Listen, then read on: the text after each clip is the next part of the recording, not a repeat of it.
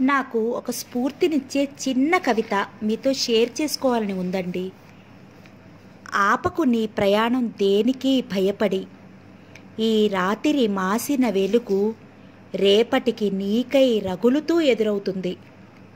ఈ రాత్రి మాసిన వెలుగు రేపటికి నీకై రగులుతూ ఎదురవుతుంది. సాగే సెలయేరు దారి తప్పకుండా నీకు బాట వేస్తుంది. సాగే సెలయేరు దారి తప్పకుండా నీకు బాట వేస్తుంది. కొండగాలి నువ్వు కృంగకుండా భుజం తడుతుంది. కొండగాలి నువ్వు కృంగకుండా భుజం తడుతుంది. విశ్వమంతా తలుపు తెరిచి నిన్ను ఆహ్వానిస్తుంది. విశ్వమంతా తలుపు తెరిచి నిన్ను ఆహ్వానిస్తుంది. కవితలు భలే రాస్తారు కదండి. నాకు ఒక సినిమా పాట గుర్తొస్తుంది. ఎవరేమన్నను తోడు రాకున్న ఒంటరిగానే పోరా బాబు పో, నీ దారి నీదే సాగిపోరా, నీ గమ్యం చేరుకోరా. ఇలాంటి సాంగ్స్, పోయమ్స్ భలే మోటివేట్ చేస్తాయి కదండి. కథలోకి వెళ్ళిపోదామా? మీరా భవన్లో చేతి కళల ప్రదర్శన ప్రారంభమైంది. అందులో చీరలు, బొమ్మలు, లేసులు, ఇత్తడి సామాన్లు, రెడీమేడ్ దుస్తులు రకరకాలవి ఉన్నాయి. అన్నిటినీ చాలా అందంగా అమర్చారు. పేపర్లలో ఈ ఎగ్జిబిషన్ గురించి ఘనంగా ప్రకటనలు చేశారు. గవర్నర్ గారు వచ్చి ఎగ్జిబిషన్కి ప్రారంభోత్సవం చేశారు. ఆ సందర్భంలో తమ సంస్థ అనామకంగా అనాదరణకి లోనై దారిద్ర్యంలో మగ్గుతున్న ఈ చేతి కళాకారులకి తమ సంస్థ ఎంత ప్రోత్సాహం ఇస్తోందో భాగ్యమ్మ గారు సుదీర్ఘమైన ఉపన్యాసం చదివింది. ఎవరో వెనక వరుసలో నుండి ఈవిడికి ఇది కాలక్షేపం అని మాత్రం చెప్పదు అన్నారు. జమున ఈ ఆర్భాటం అంతా విస్తుపోతున్నట్లు చూస్తుండిపోయింది. మామూలుగా తను వాళ్ళ ఇంటికి పంపిన 10 రూపాయలు తక్కువకి ఇస్తానని, డబ్బు తర్వాతైనా ఇవ్వచ్చునని పంపిన చీరలకి 1,00,000 వంకలు పెట్టి బాగా లేవని తిరస్కరించే ఆడవాళ్ళు వాటి మీద ఈ సొసైటీ లాభం కూడా కలుపుకొని ఎగ్జిబిషన్ నెత్తిన రుత్తి అంటకట్టిన ధరలకి కిమ్మనకుండా కొంటున్నారు. తను చీరలు అమ్మకానికి ఇక్కడ అమ్మటానికి చాలా తేడా ఉంది. తను పక్కై నెత్తిన కోరాగుడ్డలో మూట కట్టి పంపితే అవి ఎవరి కళ్ళకి నచ్చలేదు. అవే చీరలు ఇక్కడ గోడలకి అందంగా వేళ్లాడదీసి బొమ్మలకి కట్టి నిలబెడితే చూసిన వాళ్ళు మెచ్చుకుంటున్నారు. ఆడవాళ్ళు ఫ్రెండ్స్తో కలిసి వస్తున్నారు. బొమ్మల కోసం వచ్చిన వాళ్ళు చీరలు, చీరల కోసం వచ్చిన వాళ్ళు లేసులు కొనుక్కుని వెళ్తున్నారు. అమ్ముడుపోయిన చీరలకు కూడా స్టాక్అవుట్ అని కాగితం పెట్టారు. స్టాల్స్ పెట్టిన జమున లాంటి వాళ్ళు పక్కకి తొలగి మూగవాళ్ళలా నిలబడుతున్నారు. వచ్చిన వాళ్ళతో సొసైటీ కార్యకర్తలే మంచి ఉచ్చారణతో ఇంగ్లీష్, హిందీ, తెలుగు భాషల్లో అనర్గళంగా మాట్లాడేస్తున్నారు. ఆ మాటలకి సంబరపడిపోతున్నారు వాళ్ళు. జమునికి ఇదేదో కొత్త లోకంలా ఉంది. ప్రసన్న అతని ఫ్రెండ్స్ చకచకా తిరుగుతున్నారు. ఇది వారి ఆధ్వర్యంలో జరుగుతున్న ఎగ్జిబిషన్. ఎక్కడ చూసినా నవనవలాడే పూలతో ఇత్తడి కుండీలు, పైన రంగు కాగితాలతో తోరణాలు, అడుగడుగునా ఏదో ఒక అలంకారం. అక్కడ అడుగుపెట్టిన ఎవరికైనా అదొక రంగుల లోకంలా ఉంది. ఇవి మన చేతి కళలు, మనం ప్రోత్సహించాలి అనే అక్షరాలు వేలాడుతున్నాయి. అక్కడికి వచ్చిన వాళ్ళ స్నేహితులతో వచ్చి ఒకరితో ఒకరు పోటీ పడి ఇంకోరు కొంటున్నారు. ప్రసన్న అందరితో చిరునవ్వుతో ఎంతో మర్యాదగా అడిగిన వివరాలు, ధరలు చెప్తున్నాడు. రెండో రోజు ఎగ్జిబిషన్ లంచ్ టైంలో జమున టిఫిన్ తింటుండగా ప్రసన్న అక్కడికి వచ్చాడు. తింటున్న జమున లేచి నిలబడింది. ఎన్ని చీరలు అమ్ముడయ్యాయి అని అడిగాడు. సగం అయ్యాయి విస్తుపోతూ అంది. గుడ్, మంచి స్టార్టింగ్. టిఫిన్ తింటున్నారా? ఏంటి టిఫిను? దోశలు. నాకు ఆకలేస్తోంది అంటూ అతడు జమున టిఫిన్లో నుంచి ఒక దోశ తీసుకుని టిఫిన్ బాక్స్ మూతలో పెట్టుకుని తినసాగాడు. జమున అతను అతి చదువుగా చేసిన ఈ పనికి నివ్వెరపోతున్నట్లుగా వెనక్కి తగ్గి చూస్తూ నిలబడింది. ఏంటి అంత ఆశ్చర్యపోతున్నారు అన్నాడు. ఏం లేదు, మీ దోశ మిమ్మల్ని అడగకుండా తీసుకున్నానన్నా? ఓస్, ఆ మాత్రం చదువు నాకు లేదు. దీపుని రక్షించిన వాడిని. ఇంతలో దూరం నుంచి ప్రసన్న ఎవరో కేక పెట్టి పిలిచారు. అతను గబగబా తినేసి వెళ్ళబోతూ ఆగి, అంటే దీపుకి గాడ్ ఫాదర్ లాంటి వాడిని. అవునా? నాకు తెలుసు, మిమ్మల్ని అడిగితే కాదు అంటారు. ఇలాంటివి ఆడవాళ్ళు తొందరగా అంగీకరించరు, వాళ్ళకి భయం అతను అనేసి వెళ్ళిపోయాడు. సాయంత్రం జమున ఇంటికి వెళ్ళటానికి రిక్షా కోసం చూస్తుంటే ప్రసన్న నేను డ్రాప్ చేస్తాను రండి అన్నాడు. వద్దు, నేను వెళ్తాను అంది. నిజానికి అతని కారు నిండా ప్రక్క స్టాల్స్ వాళ్ళు ఉన్నారు. అతను పిలిచినా జమున వెళ్ళలేదు. ఎగ్జిబిషన్ అయిపోయింది. అమ్మకాలు అందరికీ బాగానే సాగాయి. అందరూ ఉత్సాహంగానే ఉన్నారు. వచ్చే నెల బెంగళూరులో పెట్టిస్తున్నాను, మీరంతా రావాలర్రా అని భాగ్యమ్మ గారు చెప్పేసింది. ప్రసన్న మధ్య మధ్యలో వచ్చి జమునను కనుక్కుని వెళుతూనే ఉన్నాడు. మీకు అసలు ఇష్టం లేకుండా నా బలవంతం మీద పెట్టారు, మీకేదైనా ఇబ్బంది అయితే నన్ను తిట్టుకుంటారు అన్నాడు. ప్రసన్న వెళ్ళిపోయిన తర్వాత ప్రక్క స్టాల్లో అమ్మాయి అడిగింది, ఈయన మీ బంధువా? కాదు అంది జమున. ఆయన చనువుగా మాట్లాడుతుంటేను అంది. జమున ప్రసన్న చనువుని గత్యంతరం లేని దానిలా భరిస్తోంది. అతను భాగ్యమ్మ గారితో జమున అని ఏకవచనంతో చెప్పటం వింది. లాభం లేదు. ఇక రోషపడే అర్హత తనకి లేదు అనుకుంది. ఈ మగవాళ్ళు అపరిచిత స్త్రీలతో కూడా క్షణంలో ఇట్టే పరిచయం పెంచేసుకుని ఆత్మీయులైపోతారు. మళ్ళీ వాళ్ళకి అవసరం లేదనుకుంటే ఎలా కర్కశంగా దూరంగా వెళ్ళిపోతారో మాధవిని అడగాలి, చెబుతుంది కథలు. కాశీ మజిలీ కథల్లా తన ఒంటరితనం తనకి ఏ మూల నుంచి ఎలాంటి ప్రమాదం తెస్తుందోనని అహర్నిశలు అతి జాగరూకతతో మెలగటం జమునికి బాగా అలవాటైపోయింది. ఎగ్జిబిషన్ ఆఖరి రోజు. అందరూ కులాసాగా కాలం గడుపుతున్నారు. ఒకరి ఇంటికి ఒకరిని ఆహ్వానిస్తున్నారు. బెంగళూరులో తప్పక కలుసుకుందామంటూ హామీ ఇచ్చుకుంటున్నారు. మధ్యాహ్నం లంచ్ టైంలో జమున చీరలు సర్దుతోంది. ప్రసన్న అక్కడే పక్క స్టాల్లో లేసు అమ్మకం పట్టిక వివరాలు చూస్తున్నాడు. ఇంతలో అతని ఫ్రెండ్ మురళి వచ్చాడు. ప్రసన్న, పూతరేకులు తింటావా అడిగాడు. పూతరేకులా? ఎందుకు తిన్ను? గోదావరి జిల్లా వాడిని కదా అన్నాడు చెయ్యి చాస్తూ. మురళి ప్లేట్లో తీసిచ్చాడు. ప్రసన్న రాస్తూనే తింటున్నాడు. జమున దగ్గరికి వచ్చి మురళి, మేడం మీరు అన్నాడు. జమున చిరునవ్వుతో, పూతరేకులు తినటమే కాదు చెయ్యటం కూడా నాకు తెలుసు అంది. అంటే మీరు అన్నాడతను. మాది కూడా గోదావరి జిల్లాయే. అరే చెప్పలేదే. ఇదివరకు నాకు ప్రాంతీయ భాషాభేదం ఉండేది కాదు.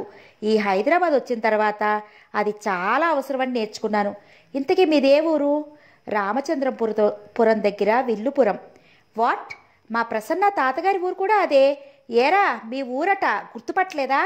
మురళి ప్రసన్నను అడిగాడు.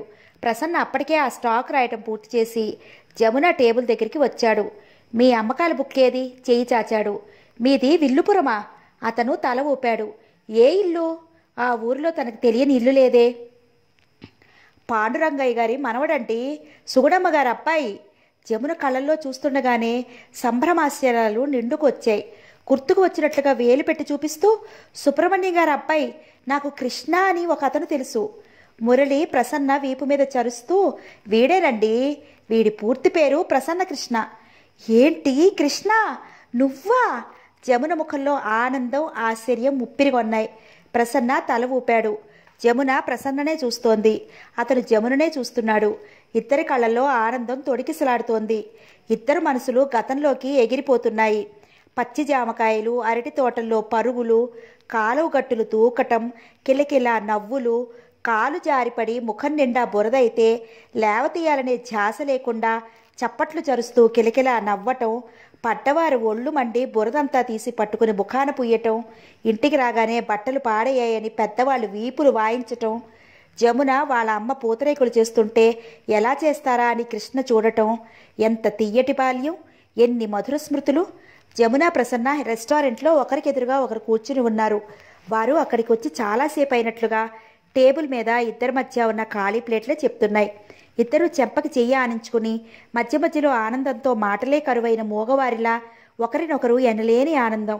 నాకు కృష్ణ అంటే నిక్కర్ బనీను వేసుకుని తుప్పు చుట్టుతో 8 సంవత్సరాల పిల్లాడే గుర్తుకొస్తున్నాడు.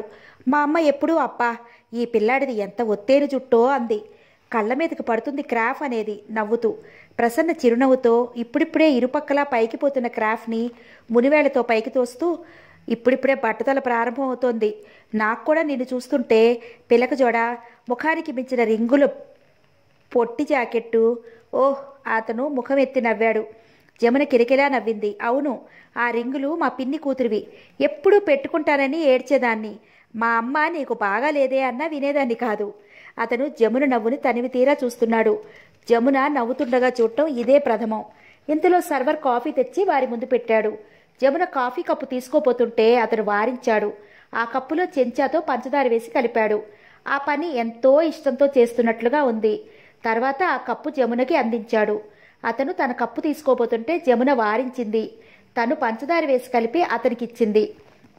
ఇద్దరూ తాగుతుండగా జమున అడిగింది, చిన్నప్పుడు మనం మా వరండా మెట్ల మీద కూర్చుంటే ఏం చెప్పేవాడివో గుర్తుందా అంది. అతనికి అస్సలు గుర్తుండదు అనే ధీమాతో. అతను తల ఊపాడు. ఏంటి చెప్పు అంది. మనం కూర్చునే ఆ టైంకి ఆకాశంలో విమానం వెళ్ళేది. దాన్ని చూపించి నేను పెద్దయిన తర్వాత నిన్ను అందులో తీసుకెళ్తాను అని చెప్పేవాడివి. అతను ఒక్క అక్షరం కూడా మర్చిపోకుండా ఆ మాటలు చెప్తుంటే జమున కళ్ళల్లో నీళ్లు చెమర్చాయి. మనం కూర్చునే ఆ టైంకి ఆకాశంలో విమానం వెళ్ళేది. దాన్ని చూపించి నేను పెద్దయిన తర్వాత నిన్ను అందులో తీసుకెళ్తాను అని చెప్పేవాడిని. అతను ఒక్క అక్షరం కూడా మర్చిపోకుండా ఆ మాటలు చెప్తుంటే జమున కళ్ళల్లో నీళ్లు చెమర్చినాయి. నువ్వు మర్చిపోకపోవటం ఎంత ఆశ్చర్యం అంది. నువ్వు కూడా మర్చిపోకపోవటం నాకు ఆనందాన్ని కలగచేస్తోంది అన్నాడతను. ఆ రోజులు ఎంత బాగుండేవి కదూ అంది. అవును, మేము మా తాతగారు పోయిన తర్వాత ఆ ఊరు వెళ్ళటం మానేసినా ఆ జ్ఞాపకాలు అలాగే ఉండిపోయాయి. ఆ ఊరి చుట్టూ ఉన్న అరటి తోటల పచ్చదనం, కొబ్బరికాయల గుట్టలు, ఆకాశం పైన ఉందా లేక క్రింద ఉందా అనిపించేటట్లు ఉండే రోడ్డుకి ఇరుపక్కలా ఉన్న కాలవలు. ఓహ్, అసలు ఆ గాలి, ఆ వాతావరణమే వేరు. అతను కళ్ళు మూసుకుంటూ అన్నాడు. జమున అతన్నే చూస్తోంది. అతన్ని చూస్తున్న కొద్దీ ఆనందం ఇంకా ఇంకా ఎక్కువైపోతోంది. కృష్ణ, నేనని నీకెప్పుడు తెలిసింది? అతను కళ్ళు తెరిచాడు. నువ్వు మాధవి వదిన పంపిన చీరల ప్యాకెట్ తెచ్చి మా ఇంట్లో ఇచ్చి వెళ్ళినప్పుడు నా ఫ్రెండ్స్ వచ్చారు. వాళ్ళలో ఒక అతను ఏదో వాగాడు. అతనికి నువ్వు తెలుసట. మాటల సందర్భంలో మీ వదినికి అతను దూరపు బంధువు అని తెలిసింది. యథాలాపంగా మీ అన్నయ్య పేరు, ఊరు ప్రసక్తి వచ్చింది. జమున కళ్ళు టేబుల్ మీదకి వాలాయి. అప్పుడే నాకు నువ్వు ఫలానా అని ఎందుకు చెప్పలేదు? చెప్పటానికి ప్రయత్నం చేశాను, కానీ సమయం కుదరలేదు. ఒకసారి వస్తే మీ ఇంట అయినా పురాణం విప్పాడు. అది సందర్భం కాదని అనుకున్నాను. ఇంకోసారి నువ్వేదో చిరాకులో ఉన్నావు. నువ్వు అసలు నా పరిచయం తిరగేయటానికి ఇష్టపడతావో లేదో అనుకున్నాను. నువ్వు ఫలానా అని తెలిసే అంత చనువు తీసుకుని ఎగ్జిబిషన్లో చీరలు పెట్టమని బలవంతం చేశాను. కానీ నువ్వు నా చనువుని అనుమానపడుతున్నావని అర్థమైంది. ఇంకా కొద్ది రోజులు ఏడిపించాలని అనుకున్నాను. ఓ గాడ్! జమున చేత్తో కళ్ళు మూసుకుంది. అతను జమున అని సంబోధించాడని తను మండిపడటం గుర్తుకొచ్చింది. ఇంతలో సర్వర్ బిల్ తెచ్చాడు. ప్రసన్న బిల్లు చెల్లించాడు. వెళ్దామా అన్నాడు. జమున లేచింది. ఇద్దరూ బయటికి వస్తుంటే భాగ్యమ్మ ఇంకో నలుగురితో వస్తూ ఎదురైంది. ప్రసన్న అంది. కాఫీ తాగి వెళ్తున్నామన్నాడు ప్రసన్న. ఆవిడ జమునని ఎగాదిగా చూసింది. ఆ చూపుల అర్థం జమునకి బాగానే తెలిసింది. ఇద్దరూ కారు దగ్గరికి వచ్చారు. ప్రసన్న కారు ముందు డోరు తెరిచి జమున కోసం పట్టుకున్నాడు. జమున సందేహించింది. ఇంకా అనుమానం దేనికి అన్నాడు ప్రసన్న. జమున వచ్చి మారు మాట్లాడకుండా కూర్చుంది. అతను డ్రైవింగ్ సీట్లో కూర్చున్నాడు. కారు కదులుతుంటే భాగ్యమ్మ గారు ఇటే చూడటం మిర్రర్లో నుంచి కనిపించింది. ప్రసన్న డ్రైవ్ చేస్తున్నాడు. ఇప్పుడప్పుడే నేను ఇంటి దగ్గర దింపబుద్ధి కావటం లేదు. కొంచెంసేపు కారులో తిరుగుదాం. జమున తల ఊపింది. ఇద్దరూ ఎక్కువ మాట్లాడటం లేదు. మౌనంగా కూర్చున్నారు. కానీ ఒకరి ప్రశ్న పక్కన ఒకరు ఆ సాన్నిహిత్యంలో ఎంతో హాయి, అది మంచి గంధం లేపనంలా ఏదో తెలియని శాంతిని కలగచేస్తోంది. జమున అతడు పిలిచాడు. అంది. అమ్మ పోయిందని విన్నాను. అన్నయ్య నీతో మాట్లాడటం లేదని విన్నాను. నిజమేనా? నిజమే. ఎందుకని? అదే నా దురదృష్టం. ఆ పైన అతను మాట్లాడలేదు. జమున మళ్ళీ పిలిచాడు. జీవితంలో ఒక్కొక్కసారి పెద్ద అఘాతాల్లాంటి దురదృష్టాలు వస్తాయి. అవి భరించటానికి ఎంతో శక్తి కావాలి కదూ. జమున తల తిప్పి అతని వైపు చూసింది. అతను డ్రైవ్ చేస్తూ రోడ్డు వైపే తదేకంగా చూస్తున్నాడు. అతని దవడ ఎముక బిగిసింది. తగ్గు స్వరంతో, ఆ బాధ ఏమిటో నాకు తెలుసు జమున. నిజం చెప్పాలంటే నాకు తెలిసినంతగా ఇంకెవరికీ తెలియదేమో. జమున ఏమిటి అని అడగలేదు.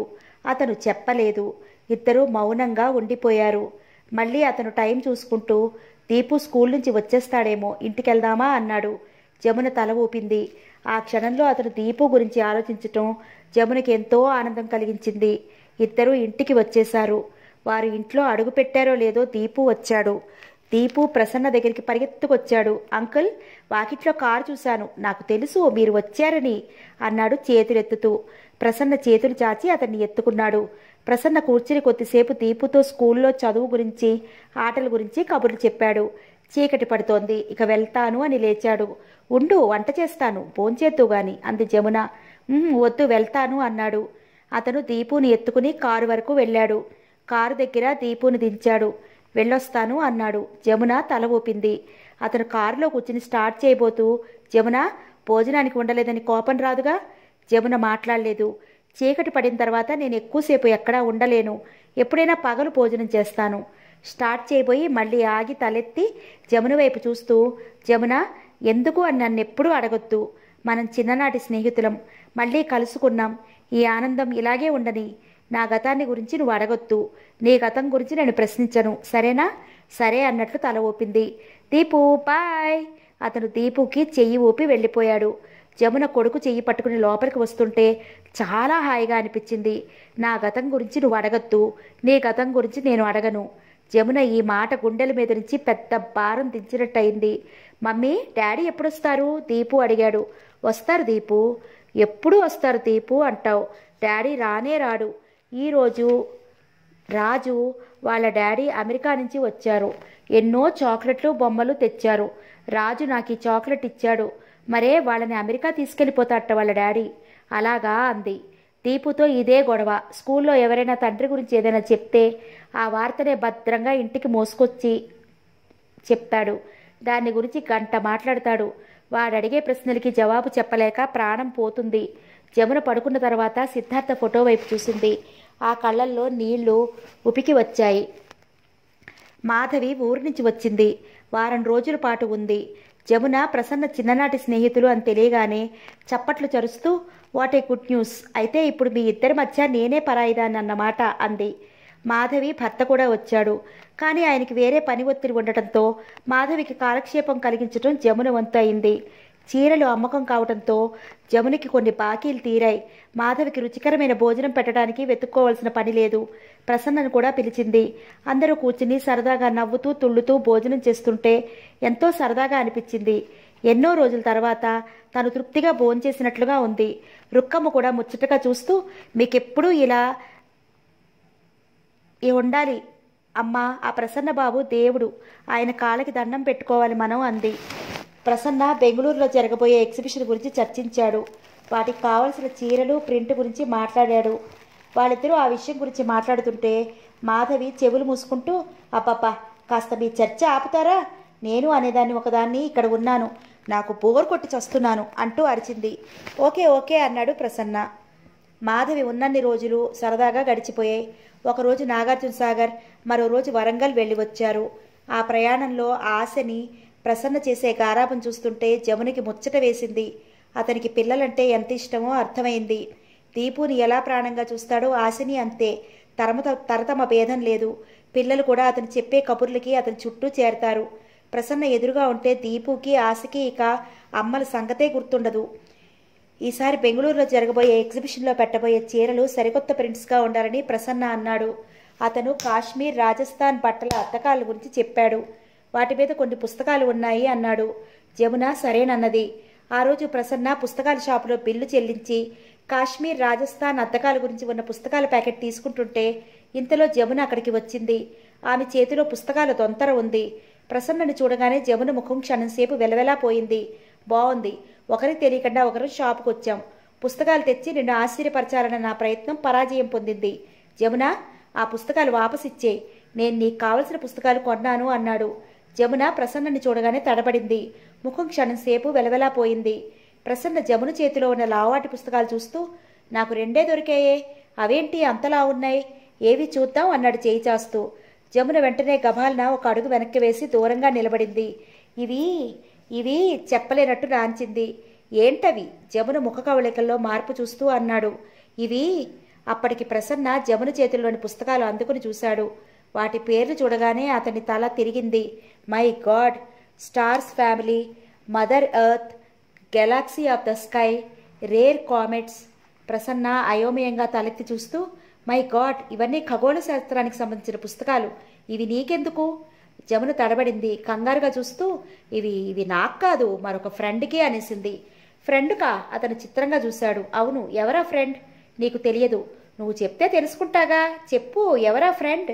జమున మాట్లాడలేదు. ఆ పుస్తకాలు గట్టిగా పట్టుకుంది. అతను జముననే చూస్తున్నాడు. చెప్పకూడదా? రహస్యమా? అడగలేనట్లు అడిగాడు. అదేం కాదు. జమున ముందుకు కదిలి కౌంటర్లో పుస్తకాలు చూపించి బిల్లు చెల్లించింది. జమున బ్యాగ్లో నుంచి 400 రూపాయలు తీసి బిల్లు చెల్లించడం ప్రసన్న చూశాడు. ఇంకో 2 రూపాయలు చిల్లర తక్కువ పడింది అంటే జమున బ్యాగ్లో నుంచి తీసిచ్చింది. జమున ఆ పుస్తకాల ప్యాకెట్ని గుండెలకి ఆనించి ఎంతో ప్రియమైన వస్తువులా పట్టుకుంది. నేను పట్టుకుంటాను ఇవ్వు అన్నాడు ప్రసన్న. వద్దు అంది మరింత గుండెలకి దగ్గరగా ఆనించుకుంటూ. ఇద్దరూ కారులో ఇంటికి వచ్చారు. దీపు ఎదురొచ్చాడు. మమ్మీ, టార్జాన్ సినిమా వచ్చింది. మమ్మీ మనం వెళ్దాం అన్నాడు. వద్దు దీపు, ఇంకోసారి వస్తే చూద్దాం, ఇప్పుడు నా దగ్గర డబ్బు లేదు. ప్రసన్న ఈ మాట విన్నాడు. క్షణం క్రితం 400 రూపాయలు ఖర్చు చేసి ఆ పుస్తకాలు కొంది. ఎవరా ఫ్రెండ్? జమున చెప్పడానికి ఇష్టపడలేదు. ఆ ఆలోచన అంతటితో విరమించుకున్నాడు అతను. జమునికి ఫ్రెండ్స్ ఉండొచ్చు, అందులో తప్పేం లేదులే. ఆశ్చర్యపడాల్సింది అంతకంటే లేదు. దీపు వచ్చి ప్రసన్న దగ్గర కూర్చున్నాడు. చూడు అంకుల్, అమ్మ సినిమాకి తీసుకెళ్ళమంటే డబ్బులు లేవంటుంది. ఎప్పుడు అంతే, ఏది అడిగినా డబ్బులు లేవంటుంది. ఐస్ క్రీమ్ తింటాను అంటే కూడా అంతే అన్నాడు. దీపు, నీకేం కావాలో నన్ను అడుగు, నా దగ్గర చాలా డబ్బులున్నాయి. మమ్మీని అడగకు, నిజంగా మమ్మీ దగ్గర లేవేమో అన్నాడు. అంటూనే భాగ్యమ్మ గారికి ఉత్తరం రాయాలి అంటూ డ్రాయర్ లాగి తెల్ల కాగితం తీసి టేబుల్ మీద ఉన్న పెన్ తీసి రాయబోతున్నాడు. ఇంతలో జమున పరిగెత్తుకు వచ్చి, ప్రసన్న ఆ పెన్ ముట్టుకోవద్దు అరిచినట్లుగా అని గభాలను అతని చేతిలో పెన్ అమాంతం లాగేసుకుంది. ఏమైంది ఆ పెన్నుకి? దిగ్భ్రమగా చూశాడు. ఈ పెన్ను జమున 2 చేతుల మధ్య ఆ పెన్ దాచి గుండెలకి ఆనించుకుంది. ఈ పెన్ నేను తప్ప ఎవరూ వాడకూడదు. ఏంటా ప్రత్యేకత? అతను కుతూహలంగా చూశాడు. జమున క్షణంసేపు సమాధానం చెప్పలేనట్లు చూసింది. ఏమీ అనుకోవద్దు, ఈ పెన్ మీద నాకు చాలా సెంటిమెంట్ ఉంది, నేను వేరే పెన్ ఇస్తాను అంటూ గబగబా వెళ్ళి వేరే చోట డ్రాయర్లో ఉన్న బాల్ పాయింట్ పెన్ తెచ్చి అతనికి అందించింది. అతను ఆ పెన్ వైపు జమున ముఖం వైపు మార్చి మార్చి చూశాడు. జమున అక్కడి నుంచి వెళ్ళిపోయింది. అంకుల్, మమ్మీ ఆ పెన్తో తన ఫ్రెండ్కి ఉత్తరం రాస్తుంది, నన్ను కూడా దాన్ని ముట్టుకోనియదు అన్నాడు. మర్నాడు ప్రసన్న కారులో వస్తుంటే జమున వీధి చివరనున్న పోస్ట్ బాక్స్లో ఉత్తరం వేస్తూ కనిపించింది. దూరం నుంచి జమునను చూసి ప్రసన్న కారు ఆపాడు. జమున పోస్ట్ బాక్స్ దగ్గర బ్యాగ్లో నుంచి ఉత్తరం తీసి అది బాక్స్లో పడేసే ముందు శ్రద్ధగా చూడటం, అడ్రస్ దగ్గర పెదవులకి ఆనించుకుని బాక్స్లో మెల్లగా జార విడవటం, వెనక్కి తిరిగే ముందు ఆగి మళ్ళీ వెళ్ళి పోస్ట్ బాక్స్ లోపలికి వేళ్లు పోనిచ్చి ఉత్తరం పడిందా లేదా అని చూడటం, అతను ఇదంతా గమనిస్తూనే ఉన్నాడు. జమున వెనక్కి తిరిగేసరికి ప్రసన్న అక్కడ నిలబడి ఉన్నాడు. ఓ నువ్వా అంది. అతని కళ్ళు జమున ముఖాన్ని పరిశీలనగా చూస్తున్నాయి. ఎవరికి ఆ ప్రియమైన ఉత్తరం అడిగాడు. ప్రియమైన ఉత్తరమా అంది. దాన్ని నువ్వు పోస్ట్ చేసే పద్ధతి చూస్తుంటే అలాగే అనిపిస్తోంది మరి. జమున నవ్వింది. నువ్వు భలేవాడివి, భలే అర్థాలు తీస్తావు అంది. ఆ నవ్వటం ఏం జవాబు చెప్పాలో తెలియక నవ్వుతూ తీసి పారేసినట్లుగా ఉంది. ఆ ఇద్దరూ ఇంటికి వస్తుండగా ప్రసన్న అడిగాడు. జమున, ఒక్క మాట అడుగుతాను, చెప్తావా? ఏంటది? నువ్వింతగా దాచుకుంటున్న నీ ఫ్రెండ్ వివరాలు నాకు అవసరం లేదు, నేను అడగను. కానీ ఒక్కటి మాత్రం చెప్పు, అతని తర్వాత నేనా, నా తర్వాత అతనా? మనిద్దరికీ మీ జీవితంలో ఎవరిది మా ఇద్దరిలో నీ జీవితంలో ఎవరిది ప్రథమ స్థానం? తెలుసుకుని ఏం చేస్తావు? నాది 2వ స్థానం అని తెలిస్తే వెళ్ళిపోతాను. ఎందుకంటే అన్ని విషయాల్లో ఫస్ట్న ఉండటం నాకు అలవాటు. 2వ స్థానం నేను భరించలేను, నాకు అది పడదు. జమున క్షణం ఆలోచించింది. ఇందులో ఒకరు ప్రథమం ఇంకొకరు ద్వితీయం అనే ప్రసక్తే లేదు. ఎవరి స్థానం వారిదే. అదెలా కుదురుతుంది? ఎందుకు కుదరదు? దీపు ఉన్నాడు. దీపు అంటే నాకు ప్రాణం. అంత మాత్రం చేత నువ్వంటే తక్కువ భావం ఉందని అనగలనా? అతను అనలేను అన్నట్లు తల ఊపాడు. ఈ విషయం కూడా అంతే. మీలో ఒకరితో ఒకరు సాటి పోటీ లేవు.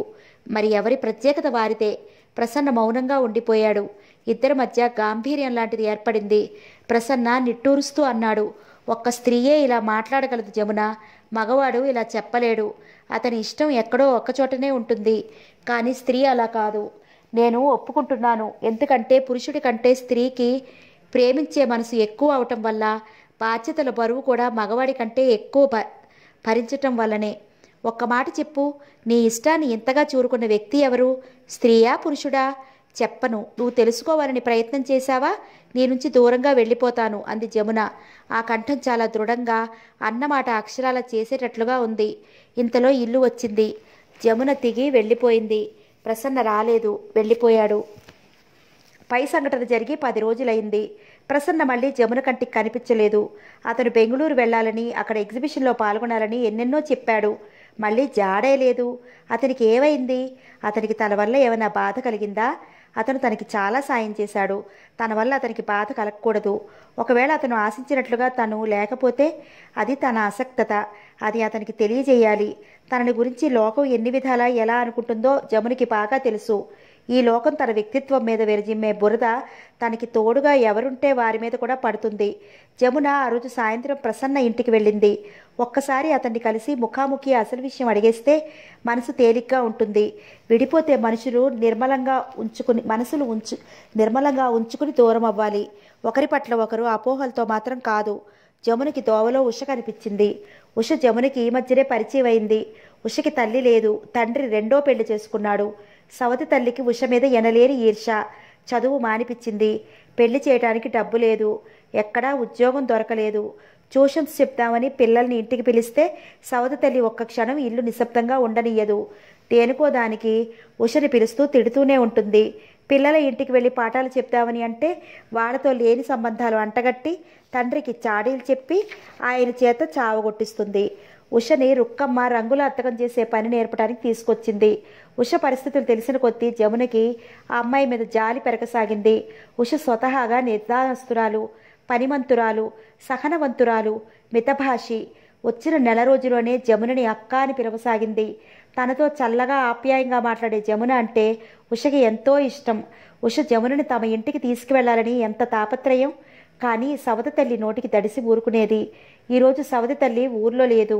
బస్టాప్లో జమున కనిపించగానే, అక్క నువ్వు మా ఇంటికి రావాల్సిందే, మా ఇల్లు ఈ సందులోనే, చాలా దగ్గర, 2 నిమిషాల్లో వచ్చేద్దు గాని అంది. పని మీద వెళ్తున్నాను ఉషా, ఇంకెప్పుడైనా వస్తాను అంది జమున. ఇప్పుడే రావాలి అంటూ చెయ్యి పట్టుకుని బలవంతం చేసింది. జమున ఉష అభ్యర్థనని కాదనలేకపోయింది. ఉష జమునను తీసుకెళ్లి కూర్చోబెట్టి తన చిన్ననాటి ఫోటోలను చూపించింది. తన తల్లి ఫోటో చూపించింది. నాకు 2 ఏళ్లప్పుడే అమ్మ పోయింది. అమ్మ ప్రేమంటే నాకు ఏమిటో నాకు తెలియదు అంటుండగానే కళ్ళల్లో నీళ్లు తిరిగాయి. జమున ఉష భుజం తట్టింది.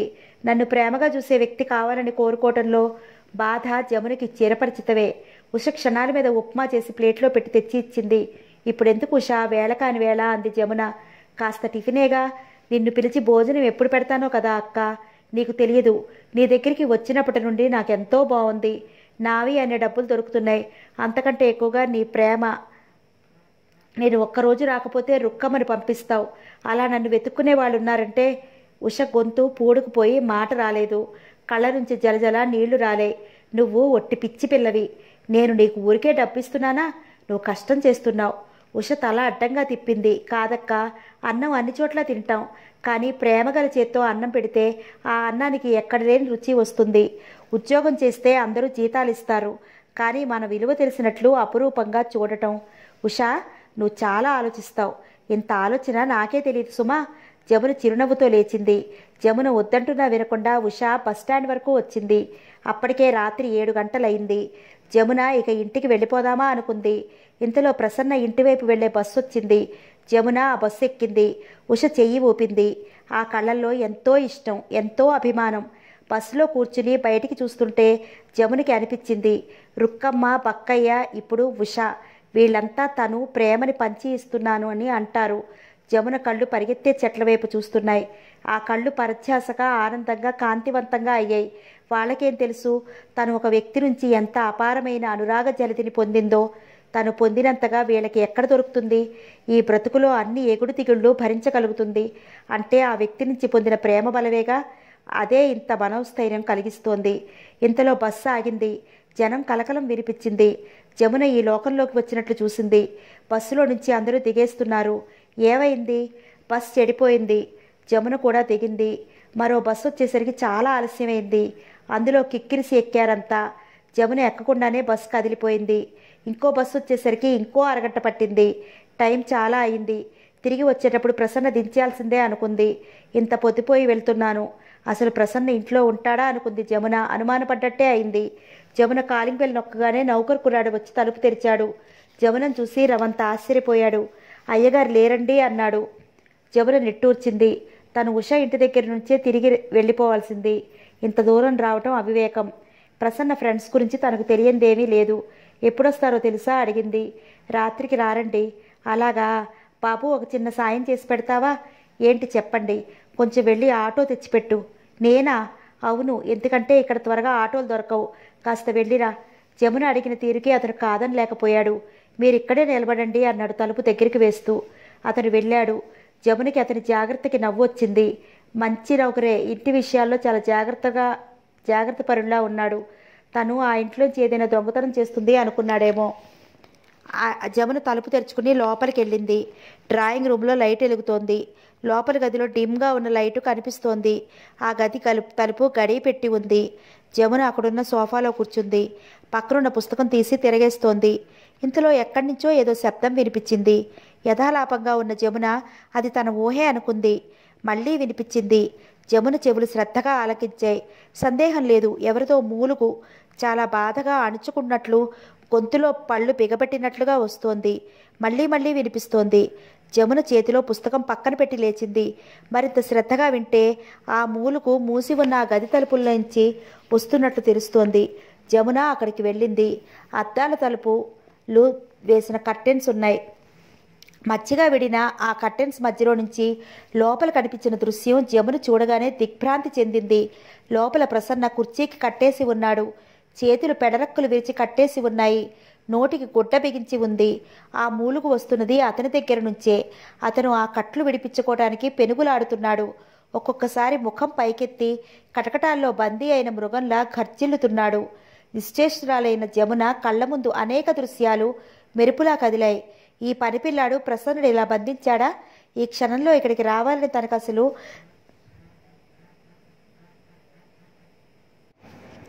దేవుడే తన్ని ఇలా పంపాడా? పనిపిల్లాడు ప్రసన్న లేడని చెప్పాడు. తనని బయటనే ఉండమని ఇంట్లోకి రావద్దని ఆదేశించాడు.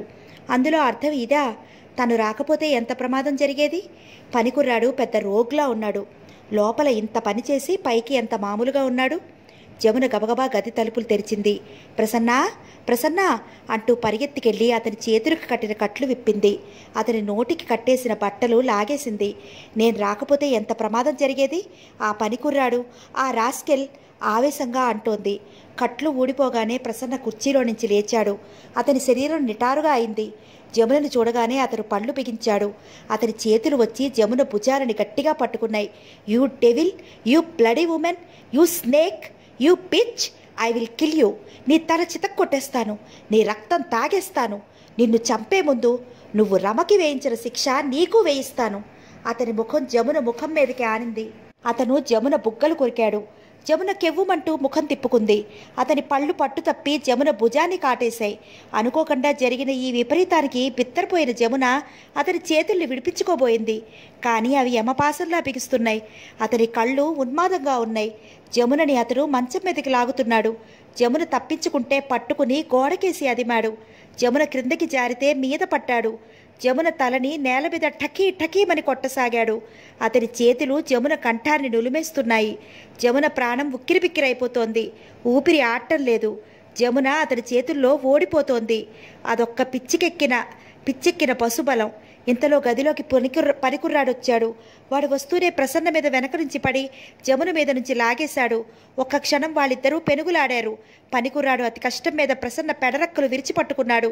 జమున నేల మీద నుంచి గబాల లేచింది. అమ్మగారు, త్వరగా ఆ తాడిలా ఇవ్వండి తొందర చేశాడు. జమున తెచ్చి ఇచ్చింది. పనికిర్రాడు మూలుగుతున్న అరుస్తున్న ప్రసన్నని మంచం దగ్గరికి లాగి కట్టేశాడు. You bitch, I will kill you. నిన్ను వదలను అరుస్తుంటే ఎంతో కష్టం మీద పనికుర్రాడు ప్రసన్న నోటి చుట్టూ గుడ్డ కట్టేశాడు. అతను ఆ మంచానికి కట్టేసిన మృగంలా బందీ అయిపోయినా పెనుగులాడుతున్నాడు, మూలుగుతున్నాడు. జమునను చూస్తున్న అతని కళ్ళు నిప్పులు రాలుతున్నంత తీవ్రంగా ఉన్నాయి. జమున చిరిగిన జాకెట్ మీద నుండి చీర కొంగు తిప్పి కప్పుకుంది. ప్రసన్న పళ్ళు దిగి చెంప వాచిపోయి మండిపోతుంటే చెయ్యి అడ్డు పెట్టుకుంది. కుర్రాడు గది తలుపు గడియ పెడుతూ మొత్తుకున్నట్లుగా అన్నాడు. అమ్మగారు, మిమ్మల్ని అసలు ఇంట్లోకి రావద్దని అన్నాను కదండి, ఎందుకు వచ్చారు? నాకు తెలీదు అంది. మా అయ్యగారు రాత్రి 9 గంటలైతే ఇక మన మనిషి కాదండి. ఆయనని నేనే అలా కట్టేస్తాను. ఆయన కోరిక మీద జరిగే పనే అది. లేకపోతే ఇల్లంతా ధ్వంసం చేస్తారు. బయటికి పరిగెత్తి కనిపించిన ఆడదాన్ని పట్టుకుని పీక నులుముతారు. జమున దిమ్ముగా ఉన్న తల పట్టుకుంది. జమున మనసుకి మెల్లగా ఎప్పుడో మాధవి రాసిన ఉత్తరం గుర్తుకు రాసాగింది. తను ఇలా రావటం పొరపాటే. మాధవి తనని ఒకసారి హెచ్చరించింది. తను ఆ విషయం పూర్తిగా మర్చిపోయింది. అయినా ప్రసన్నకి ఇదేం దురదృష్టం? పగలు అతన్ని చూసిన ఎవరు రాత్రివేళ ఇలా ఉంటాడని అనుకోరు. అమ్మగారు, ఆటో తెచ్చాను అన్నాడు పనికుర్రాడు. జమున తల ఊపింది. పనికుర్రాడు క్రింద వరకు వచ్చి ఆటో ఎక్కించాడు. ఆటో అతను జమున చేతికి తగిలి రేగిన తలని పల్చటి చీర వెనక నుంచి భుజాల మీద చిరిగిన జాకెట్ని ఎగాదెగా వింతగా చూశాడు.